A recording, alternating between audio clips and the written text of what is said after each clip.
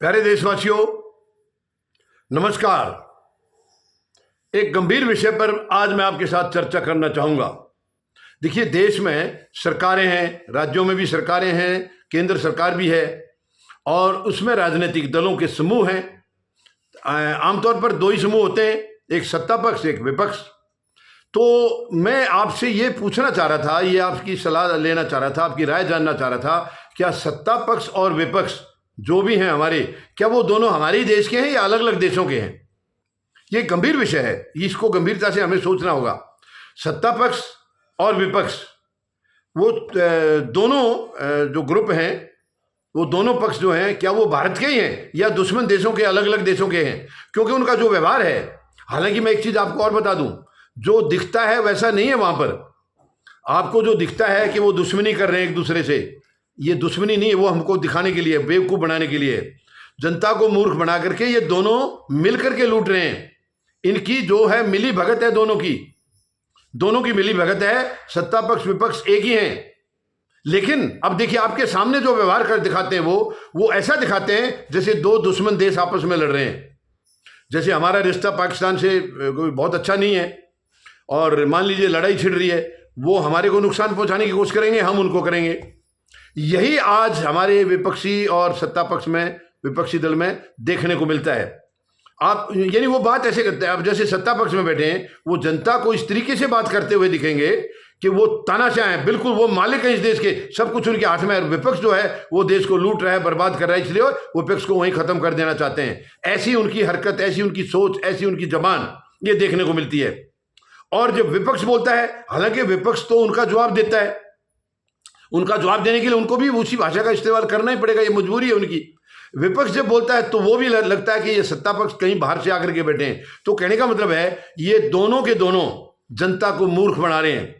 आपको सोच समझ के इनकी बातों पर यकीन करना होगा। यकीन आप मानिए कि आप इनकी बातों में अगर एक्चुअल जो वो कह रहे हैं उसको मान लिया, तो आप समझ लो वो मूर्ख बना रहे हैं, आपको बहका रहे हैं, आपको भटका रहे हैं, रास्ते से आपको हटा रहे हैं।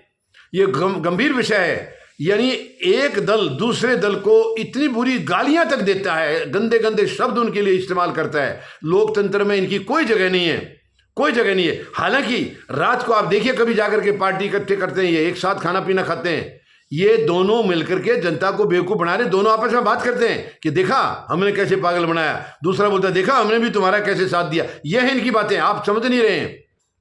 आपको गंभीरता से विचार करना होगा। ये जो दिखाते हैं ऐसा नहीं है। वहां जो ये, अब हम जनता क्या है, खुश हो जाती है, अरे यार हमारा सत्ता पक्ष देखा वो कितना बढ़िया है, वो विपक्ष वाले गलत बात कर रहे थे उनको लताड़ दिया। या विपक्ष की तरफ हम आकर्षित हो जाते हैं ये कह करके कि देखा सत्ता पक्ष तानाशाही चला रहा था, दादागिरी चला रहा था, या कुछ गलत फैसले ले रहा था, विपक्ष ने उनको लताड़ दिया, रोक दिया। कुछ नहीं है, वो सब एक ही हैं।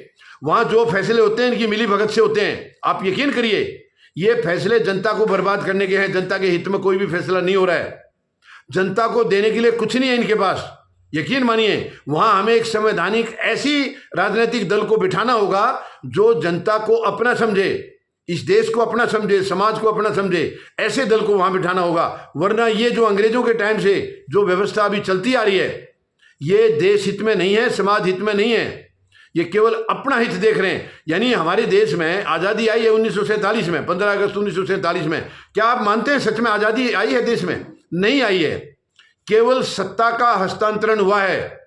सत्ता गोरे अंग्रेजों के हाथों से काले अंग्रेजों में आ गई है। सत्ता अंग्रेजों के पास ही है, वो गोरे की बजाय काले हो गए हैं, बस इतना ही फर्क है। इसके अलावा कुछ भी बदला नहीं है देश में। बल्कि उस वक्त कुछ कड़े नियम होते थे, वो लोग जो कहते थे वो करते थे। आज कोई नहीं है, नियम नाम की कोई चीज है ही नहीं। आज नियम वही बनते हैं जिससे सत्ता पक्ष या ये राजनीतिक दल सुरक्षित रहें और जनता को लताड़ा जाए, वो नियम बन रहे हैं। तो आप यकीन करिए, ये आपस में जो माहौल दिखाते हैं वो ऐसा दिखाते हैं कि सत्ता पक्ष और विपक्ष अलग अलग देशों के हैं, दो दुश्मन देशों के हैं। अलग अलग के भी मतलब फ्रेंडली देशों के नहीं है, दुश्मन देशों के हैं।